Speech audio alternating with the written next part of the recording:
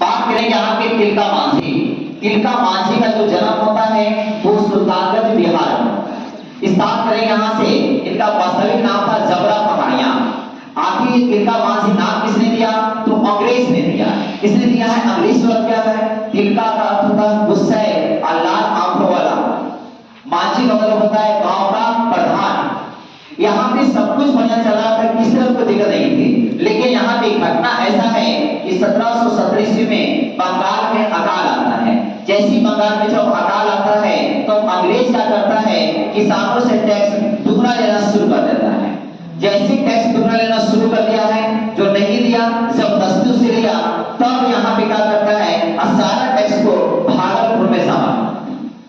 इसी की नजर यहाँ पे तिलका मांझी की जाता है कि हमारे पैसे जबरदस्ती ले जा रहे हैं, जो कि बिल्कुल गलत है। तब इन्होंने एक संगठन बनाया है, संथाल को लेकर, मुंडा को लेकर, पहाड़ी जाति, जितनी भी जातियां हैं सबको मिलाकर यहाँ पे संगठन बनाया। और संगठन बनाने के बाद यहाँ पे 1770 में भागलपुर अटैक कर दिया, जहां पे संपत्ति को रखा जाता है वहां पे सारा धन को लूट लिया गया।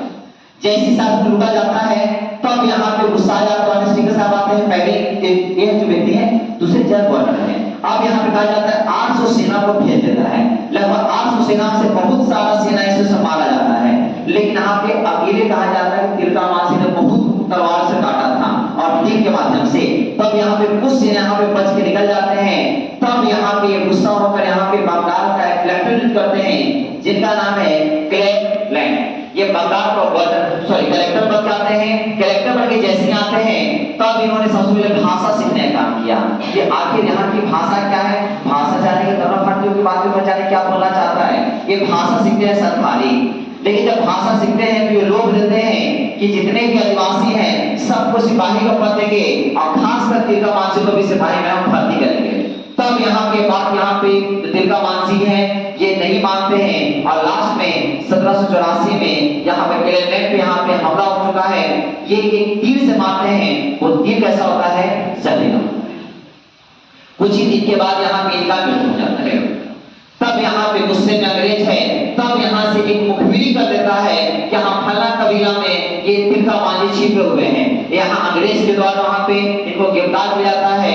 कहा जाता है कि 12 जनवरी 1785 इनको गिरफ्तारी हो चुका है। यहाँ से गिरफ्तारी होने के बाद कहा जाता है कि बहुत यानी कि परगना से खिंचते हुए भागलपुर लाया जाता है और यहाँ पे कई दिनों तक इनको घोड़े के पूंछ से इनको बांध लाया जाता है और घसीटा जाता है और फाइनल रूप से यहाँ पे फांसी दे दिया गया है बरगद के पेड़ में लटका। उसी जहां पर फांसी दिया गया है वहां पर एक चौक है, नाम है बाबा तिलका मांझी चौक के नाम से वहां पे जाना जाता है।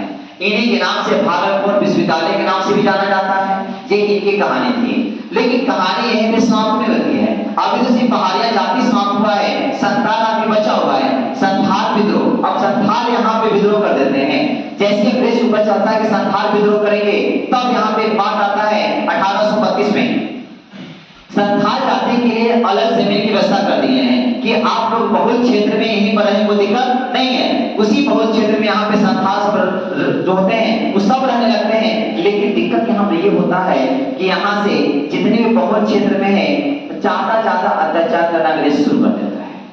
तब इसी के बीच एक नेता निकल आते हैं, नाम है सिद्धू और कानू। ये दोनों क्या है? दोनों भाई हैं।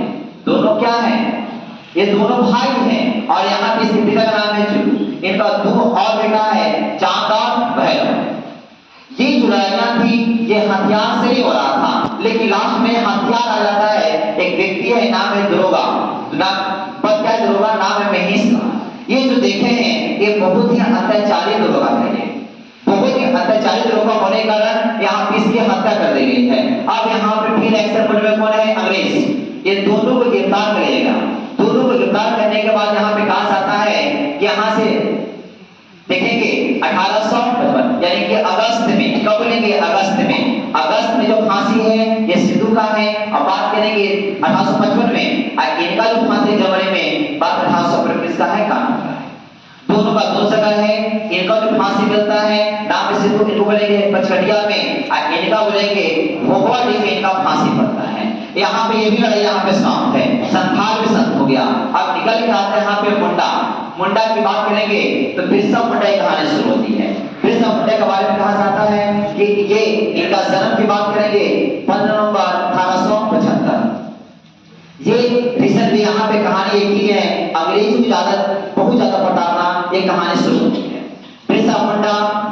अपने आप को ईश्वर का दूत भी मानते हैं। 1895 में इन्होंने अपने आप को ईश्वर का दूत माना और वहां पे फिर जब ज्यादा हो जाता है तब इनको भी गिरफ्तार किया जाता है और इनको जेल भेज दिया जाता है। लेकिन जेल में ही, रांची के जेल में ही 9 जून 1900 में इनका मृत्यु हो जाता है रांची के जेल में। एक कहानी वहां। लेकिन सारा कहानियां होने के बाद भी डक्कर का विद्रोह देखेंगे थोड़ा सा। डक्कर का विद्रोह को देख रहे हैं, यही महाराष्ट्र क्षेत्र में, यानी कि बात करेंगे बॉम्बे प्रेसिडेंसी। बात करेंगे लड़ाइयां जो है वो 1875 में बॉम्बे प्रेसिडेंसी क्षेत्र में होता है। ये साहूकारों के खिलाफ है। साहूकारों के बारे में कहा जाता है कि जितना भी उनका बही खाता था उस सबको यहाँ पे चला दिया गया और यहाँ पे कहा गया कि जो दुकानें थी वो दुकानों को भी वहां से लुटा गया। इस तरह से यहाँ पे जो लोग हैं, डक्कर क्षेत्र के लोग हैं, यहाँ से विद्रोह कर देते हैं और यहाँ पे लास्ट इसको भी फाइनल से दबा दिया गया है। अभी जैसे अभी दबदबा किसका रहेगा?